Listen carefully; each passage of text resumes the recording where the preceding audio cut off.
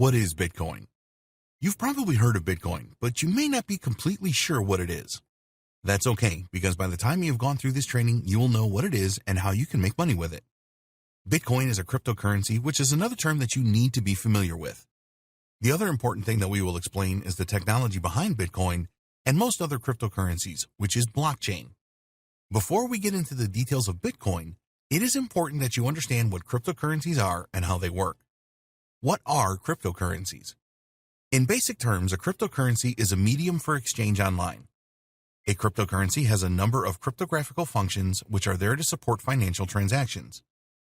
Most cryptocurrencies use the blockchain technology platform, more on this a little later, as it offers immutability, transparency, and decentralization.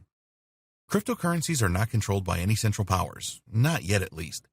This is deliberate because the whole idea of cryptocurrency and Bitcoin is that they provide immunity from government interference and control. A cryptocurrency can be transferred from one person to another by using public and private keys. There are minimal processing fees involved with cryptocurrency transactions, which are a part of their appeal. Usually, financial institutions have high charges for any monetary transactions. Cryptocurrencies were invented by accident.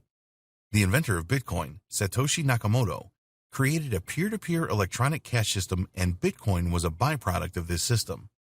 Before this, there had been numerous attempts to create a digital cash system, but all had failed. The key to the success of Nakamoto's system was that it provided a decentralized financial network rather than the established centralized system. If you wanted to set up your own digital cash system, you would need to create a payment network that provided three key things. 1. Accounts. 2. Balances. 3. Transactions. A problem that all payment networks face is double spending. This is all about preventing spending the same amount twice. Up until the creation of Nakamoto's system, this had always been achieved using central server balance records. This is still in existence today. With a decentralized payment network, there is no central server. Instead, every single network entity or node has to perform its job properly. They all need to have a list of transactions so they can monitor if future transactions are a double spend or valid. All of the peers of a decentralized payment network have to agree on everything. There has to be complete consensus. If this doesn't happen, then the transaction will not take place. The problem was how to achieve this total consensus without a central server. Nakamoto figured this out. The transaction properties of cryptocurrencies. In order for a cryptocurrency system to work effectively, there has to be a number of properties in place. These are immutable. After a cryptocurrency transaction is confirmed, then it cannot be changed. Nobody in the world can change a cryptocurrency transaction, not even presidents or monarchs. It is an immutable record. Basically, if you send money to someone else, that's it. There is no turning back. So if you make a mistake or get scammed, then you are stuck with the situation. You do not have the opportunity to reverse the transaction. Pseudonyms. Cryptocurrency accounts and transactions have no connection to real-world identities. You will receive a Bitcoin on an address which is a randomly seeming chain of about 30 characters. You can analyze the transaction flow, but you can't usually connect the transaction to a real person through the address. Global transactions at speed. It doesn't take long to propagate transactions and confirm them. Usually, this all takes place in minutes. The network for cryptocurrency transactions is global, so it doesn't matter where the transaction originates and terminates. High security. The highest levels of transaction security are essential for a cryptocurrency network, and to this end, all funds are locked in a public key cryptography system.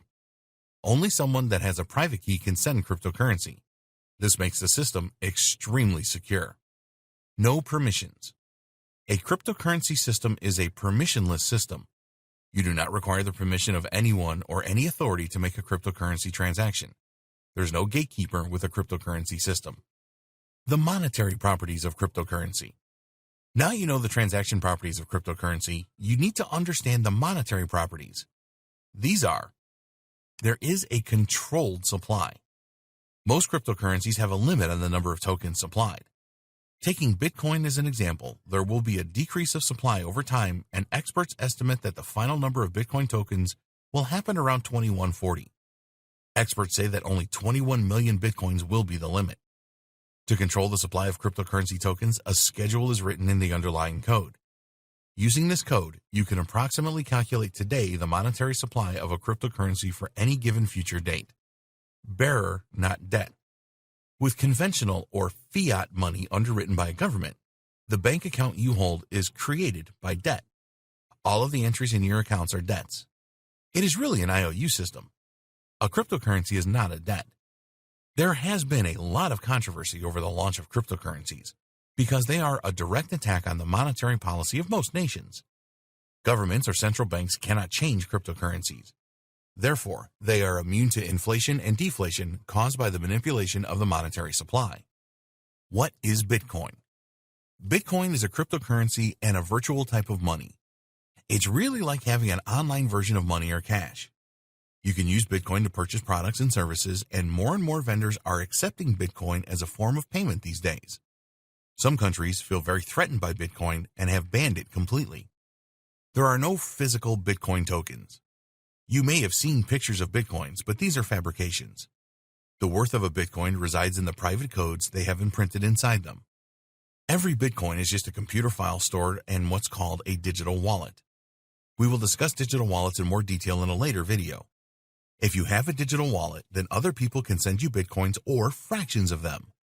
You can also send Bitcoins or fractions to others using your digital wallet. Every Bitcoin transaction is recorded publicly using blockchain technology.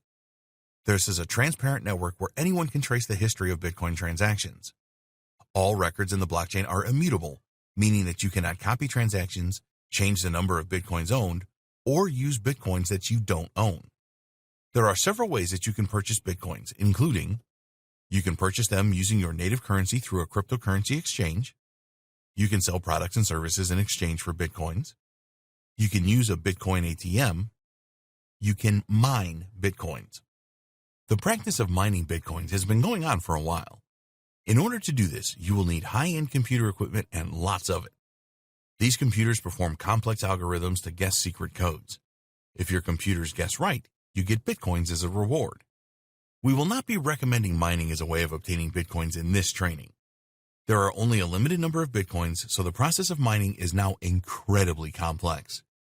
You could spend years mining for Bitcoin and spend a great deal of money on computer equipment and electricity costs without earning any Bitcoins. You may be wondering why Bitcoins are so valuable. When Bitcoin first started, it had no value, but in 5 years, a single Bitcoin was worth around $1,000. At the time of creating this training, a Bitcoin is worth around $8,000. Why this jump?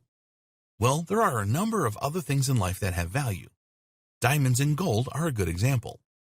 Bitcoins have value because people are willing to trade them for real products and services and also buy them for cash. People like the idea that any governments or central banks do not control Bitcoins. They also like the fact that Bitcoin transactions are pretty anonymous. Yes, there is a record of all Bitcoin transactions, but very few include real-world identities.